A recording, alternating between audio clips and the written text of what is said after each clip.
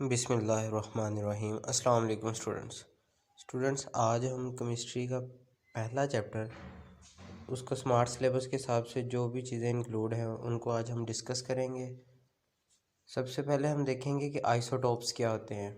Isotopes की definition देखेंगे, फिर देखेंगे कि आइसोटॉप्स कैसे वजूद में आते हैं। तो कोई भी एलिमेंट जिसके एटम्स में एटॉमिक नंबर सेम हो लेकिन उनका मास नंबर जो है वो डिफरेंट हो तो वो उसके आइसोटॉप्स कहलाएंगे। आइसोटॉप्स ये दो भी हो सकते हैं, दो से ज़्यादा भी हो सकते हैं किसी भी एलिमेंट के। आइसोटॉप्स का जो प्रोटॉन्स हैं वो उनकी तादाद सेम होगी लेकिन जो उनमें न्यूट्रॉन्स हैं उनकी तादाद जो है वो डिफरेंट होगी। इनका जो केमिकल बिहेवियर है वो तकरीबन सेम ही होता है हर आइसोटॉप का। एक एलिमेंट के आइसोटॉप्स का जो केमिकल बिहेवियर है वो तकरीबन आइडेंटिकल का मतलब है सेम होता है, लेकिन क्योंकि इनका एटॉमिक मास जो है वो डिफरेंट होता है इसलिए इनकी जो फिज़िकल प्रॉपर्टीज़ हैं वो डिफरेंट होती हैं। केमिकल प्रॉपर्टीज़ सेम होती हैं लेकिन फ़िज़िकल प्रॉपर्टीज़ जो हैं वो डिफरेंट होती हैं।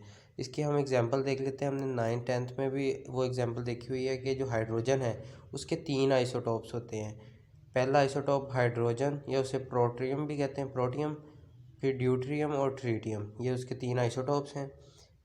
हर एक में जो प्रोटॉन है वो तो एक ही है।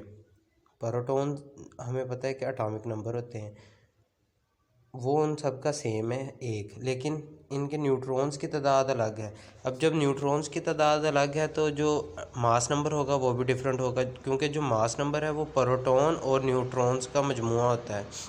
हाइड्रोजन जो है उसका जो जिसे प्रोटियम भी कहते हैं उसमें कोई न्यूट्रॉन नहीं होता, जबकि ड्यूट्रियम में एक न्यूट्रॉन होता है और ट्रीटियम में 2 न्यूट्रॉन्स होते हैं। ये उसकी डायग्राम है।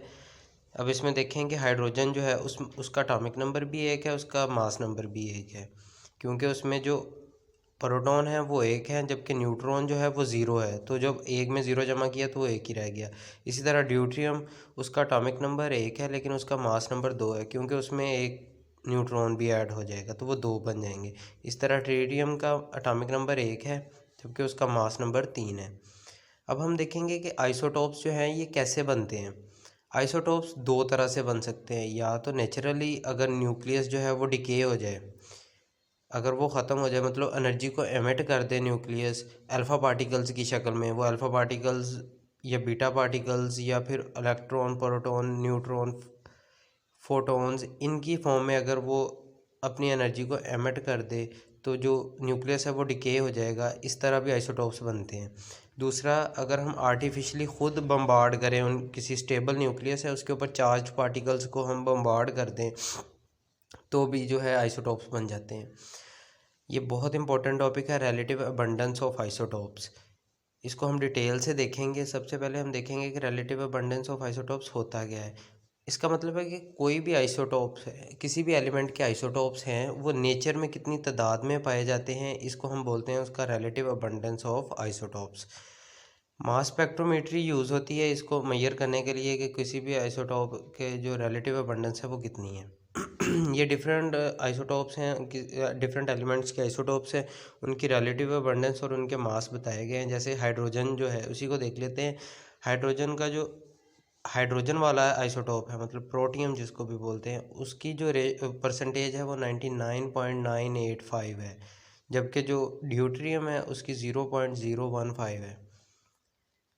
रिलेटिव अबंडेंस ऑफ आइसोटॉप्स हम मेजर कैसे कर सकते हैं, ये भी इम्पोर्टेंट एक क्वेश्चन होता है। अब देखें, रुबीडियम जो है उसके 2 आइसोटॉप्स होते हैं, एक R85 और एक R87। अब इस जो एग्जांपल है इसमें हमें दिया गया है कि R85 का जो मास है वो 84.9117 एटॉमिक मास यूनिट मतलब AMU है, और जो R87 है उसका 86.9085 AMU है। अब उन्होंने हमें एवरेज एटॉमिक मास भी दिया हुआ है, वो है 85.4678 AMU। अब हमने जो फाइंड करना है वो है रिलेटिव अबंडेंस ऑफ आइसोटॉप्स, कि वो इसकी relative abundance of each isotope वो क्या होगी। इसको हम सॉल्व करने के लिए 3 चीज़ों का एक टेबल बना लेते हैं। सबसे पहले हम देखेंगे कि आइसोटॉप्स के नेम क्या हैं, फिर उनके एटॉमिक मासेस देखेंगे, फिर रिलेटिव अबंडेंस हम परसेंटेज में फाइंड कर लेंगे। तो पहले R85 है, उसका एटॉमिक मास हमें क्वेश्चन में गिवन है, उसकी रिलेटिव अबंडेंस हमने फाइंड करनी है तो उसको हम x के इक्वल सपोज कर लेते हैं। अब R87 दूसरा आइसोटोप है, उसकी भी एटॉमिक मास जो है वो हमें गिवन है। अब रिलेटिव अबंडेंस होगी कि 1 में से जो बाकी बच जाएगा, x हमने फाइंड कर लिया R85 का, तो 1 में से उसको माइनस कर देंगे तो वो हमारे पास। अब जब हमने ये दोनों चीज़ें हमने सपोज कर ली हैं, तो अब इसके आगे हम इसको सॉल्व करेंगे। अब हमें पता है कि एवरेज एटॉमिक मास उन्होंने हमारे क्वेश्चन में गिवन दिया हुआ है 85.4678। इसको इक्वल करेंगे R85 के एटॉमिक मास के इक्वल प्लस R87 उसका जो एटॉमिक मास है उसको मल्टीप्लाई करेंगे उसकी रिलेटिव अबंडेंस के साथ। अब हम राइट साइड को जो है वो मल्टीप्लाई कर लेंगे, तो देखें 84.9117 को जब x के साथ मल्टीप्लाई किया तो x उसके साथ आ गया।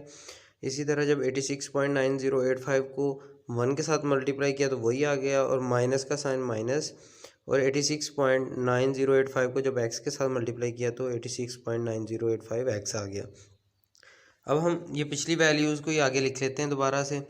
अब इसमें देखें कि x वाली वैल्यूज़ को एक साइड पे कर लेंगे और x के जो बगैर वाली वैल्यूज़ हैं उनको एक साइड पे कर लेंगे। ये हमने किया, तो जब हम इसको आगे सॉल्व करेंगे मज़ीद 85.4678 minus 86.9085 is equal to 84.9117x minus 86.9085x। इसको जब हमने कैलकुलेटर से सॉल्व किया तो राइट साइड का जवाब आ गया -1.9968x और लेफ़्ट साइड का जवाब आ गया -1.4407। अब हमें चाहिए x की वैल्यू, तो जो x के साथ चीज़ पहले तो हम दोनों के माइनस साइन कैंसिल आउट कर देंगे, दोनों के माइनस कैंसिल आउट हो गए। अब जो चीज़ चाहिए हमें x, उसके साथ जो चीज़ मल्टीप्लाई हो रही होगी वो दूसरी साइड पे जाके डिवाइड हो जाएगी, तो हमारे पास आ जाएगा x is equal to 1.4407 divided by 1.9968। इसको जब हमने कैलकुलेटर से सॉल्व किया तो ये आ गया 0.7215। ये x का आंसर आ गया। ये आ रही है हमारे पास वैल्यू परसेंटेज में। जब हमें वैसे चाहिए होगी तो हम इसको 100 से मल्टीप्लाई कर देंगे। R85 is equal to 72.15। ये आ गई R85 की रिलेटिव अबंडेंस। अब R87 की चाहिए तो 100 में से माइनस कर देंगे 72.15 को, तो हमारे पास उसका आंसर आ जाएगा। R87 की वैल्यू आ जाएगी 27.85। अब हम देखेंगे कि मास स्पेक्ट्रोमीटर क्या होता है। मास स्पेक्ट्रोमीटर एक ऐसा इंस्ट्रूमेंट होता है जिसके ज़रिए से हम कोई भी आइसोटोप है उसके हम मासेस को फाइंड कर सकते हैं। एक एलिमेंट के जितने भी आइसोटोप्स हैं उनके जो एग्जैक्ट मासेस होंगे उनको हम फाइंड करते हैं मास स्पेक्ट्रोमीटर के ज़रिए से।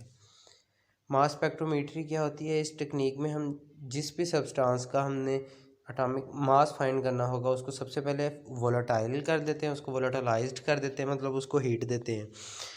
फिर उसको आयोनाइज्ड कर देते हैं with the help of high energy beam of electrons, मतलब उसके पॉजिटिव और नेगेटिव आयंस में कन्वर्ट कर देते हैं, कैटायन और एनाइन में। पॉजिटिव आयंस जो हैं फिर उनको मास टू चार्ज रेशियो के ज़रिए से सेपरेट कर लिया जाता है। पॉजिटिव आयंस नेगेटिव आयंस से सेपरेट कर लिए जाते हैं। अभी इसका क्या होता है, इसमें एक ग्राफ ड्रा किया जाता है जो कि हम आगे देखेंगे भी, कि उसमें जो मास टू चार्ज रेशियो वो एक्स एक्सिस पे और जो रिलेटिव नंबर ऑफ आयंस हैं वो वाई एक्सिस पे हम उसको ड्रा करते हैं। सबसे पहला जो स्पेक्ट्रोग्राफ था वो आस्टन स्पेक्ट्रोग्राफ था, जिसके ज़रिए से हम आइसोटोप्स को आइडेंटिफाई करते थे, उनके मासेस को। ये एमसीक्यूज़ के साथ के लिहाज से इम्पोर्टेंट है स्टेटमेंट, कि जो पहला स्पेक्ट्रोग्राफ था वो उसका नाम था आस्टन स्पेक्ट्रोग्राफ। उसके बाद डेम्स्टर मास स्पेक्ट्रोग्राफ किसके लिए यूज़ होता है? डेम्स्टर मास स्पेक्ट्रोमीटर जो है वो यूज़ होता है ऐसे एलिमेंट्स के आइसोटोप्स के मास फाइंड करने के लिए जो कि सॉलिड स्टेट में होंगे। ये भी एमसीक्यूज़ के हिसाब से इम्पोर्टेंट है। ये वही जो ग्राफ हमने पीछे पढ़ा है कि इसमें मास टू चार्ज रेशियो देखें एक्स एक्सिस पे है और रिलेटिव अबंडेंस ऑफ एनी आइन जो है वो वाई एक्सिस पे है। तो इस तरह से इसका ग्राफ ड्रा किया जाता है। मास स्पेक्ट्रोमेट्री में क्या होता है उसके स्टेप्स हम देख लेते हैं। सबसे पहले होता है कि जिस भी सब्सटेंस का हमने मास फाइंड करना है उसको वेपर स्टेट में कन्वर्ट किया जाता है, उसको हीट दी जाती है तो वो वेपर्स में कन्वर्ट हो जाता है। फिर क्या करते हैं जी, ये जो वेपर्स हमारे पास आए हैं इनके लिए ख़ास प्रेशर हम उसको मेंटेन करते हैं, वो होता है 10⁻⁻6 से लेके 10⁻⁻7 टॉर प्रेशर का यूनिट है। फिर क्या होता है, ये जो वेपर्स हमने जिनका प्रेशर भी अब हमने फिक्स कर लिया है, उसको इलेक्ट्रॉन चैम्बर में हम दाखिल करते हैं। फिर क्या करते हैं, उनके ऊपर इलेक्ट्रॉन्स को बम्बार्ड करते हैं, थ्रो करते हैं इलेक्ट्रॉन्स को सॉरी। इससे क्या होता है, जो वेपर्स हैं वो आयोनाइज्ड हो जाते हैं, मतलब पॉजिटिव और नेगेटिव आयंस में वो कन्वर्ट हो जाते हैं। यहाँ पर हम पोटेंशियल डिफरेंस जो है वो 500 से लेके 2000 तक उस पर अप्लाई करते हैं। इससे जो पॉजिटिव आयंस होंगे, जो कैटाइंस होंगे, वो क्या होंगे जी, नेगेटिव प्लेट्स की जानिब अट्रैक्ट हो जाएंगे, जिससे उनकी वो मोशन जो है वो तेज़ हो जाएगी। इससे एक्सेलरेशन जो है वो उनकी तेज़ हो जाएगी। फिर क्या करेंगे, magnetic field separate them on the basis of mass to charge ratio. इसमें क्या होगा, जो मैग्नेटिक फील्ड हम उसको प्रोवाइड करेंगे वो उसे सेपरेट कर देगी उनकी मास टू चार्ज रेशियो के हिसाब से। अब इसके स्टेप्स हम दोबारा से देख लेते हैं। सबसे पहले हम क्या करेंगे जी, जो भी सब्सटेंस है उसको वोलेटाइल कर देंगे। फिर उसको उसके ऊपर इलेक्ट्रॉन्स को बम्बार्ड करेंगे, जिससे वो आयनाइज्ड हो जाएगा, आयंस में कन्वर्ट हो जाएगा। फिर उन आयंस को हम मास टू चार्ज रेशो के हिसाब से सेपरेट कर देंगे मैग्नेटिक फील्ड को यूज़ करते हुए। जो आयंस होंगे जिनका मास टू चार्ज रेशो तकरीबन सेम होगा, वो ग्रुप्स में मूव करेंगे और इलेक्ट्रोमीटर के ऊपर फॉल कर जाएंगे, इलेक्ट्रोमीटर के ऊपर गिर जाएंगे। ये इसकी इक्वेशन है, mass to charge ratio is equal to h²r/2 capital E। यहाँ पर जो h है वो है स्ट्रेंथ ऑफ मैग्नेटिक फील्ड, के मैग्नेटिक फील्ड की कितनी स्ट्रेंथ है, और जो E है वो है स्ट्रेंथ ऑफ इलेक्ट्रिक फील्ड, और जो R है वो है radius of the circular path, जिस पाथ में ये इलेक्ट्रॉन्स मूव कर रहे हैं उसका जो रेडियस है वो R है। अब जब हम E को बढ़ाएंगे H को कांस्टेंट रख के, तो आयंस जो हैं वो अगर पहले जिस पॉइंट पे गिरे हैं दोनों को हमने नहीं छेड़ा, तो जब वहाँ पर जब गिरे थे उसके लिहाज से वो अलग एक पॉइंट पर गिरेंगे। इसी तरह अगर हम H को कांस्टेंट रखें, ई को कांस्टेंट रखें और एच को बढ़ाएं, तो भी ये किसी और पोजीशन पर जाके फॉल करेंगे। इसको हम रिकॉर्ड कर लेंगे। उसके बाद क्या होगा, इलेक्ट्रोमीटर जो है वो इन आयंस को कलेक्ट करेगा और इलेक्ट्रिक करंट बनाएगा। इस इलेक्ट्रिक करंट को मेजर कर लिया जाता है, जो कि हमें बताता है कि इस आयंस की रिलेटिव अबंडेंस क्या है। फिर यही एक्सपेरिमेंट जो है वो कार्बन 12 के साथ किया जाता है।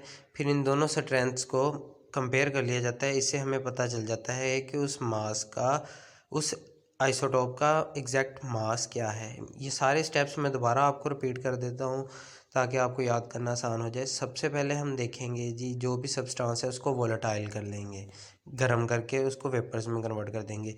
फिर इन वेपर्स का हम एक प्रेशर फिक्स कर लेंगे 10⁻⁻6 से लेके 10⁻⁻7 टॉर तक। उनको आयंस में कन्वर्ट करेंगे। वो कैसे करेंगे जी, उनके ऊपर हम इलेक्ट्रॉन्स को बम्बार्ड करेंगे, इलेक्ट्रॉन्स को थ्रो करेंगे, जिससे वो आयंस में कन्वर्ट हो जाएंगे। फिर क्या करेंगे, उनको जी मैग्नेटिक फील्ड के हिसाब से वो मास टू चार्ज रेशियो के हिसाब से वो सेपरेट हो जाएंगे, इलेक्ट्रोमीटर्स के ऊपर वो गिर जाएंगे जो एक जैसे होंगे। उसके बाद हम इनका स्ट्रेंथ मेजर कर लेंगे।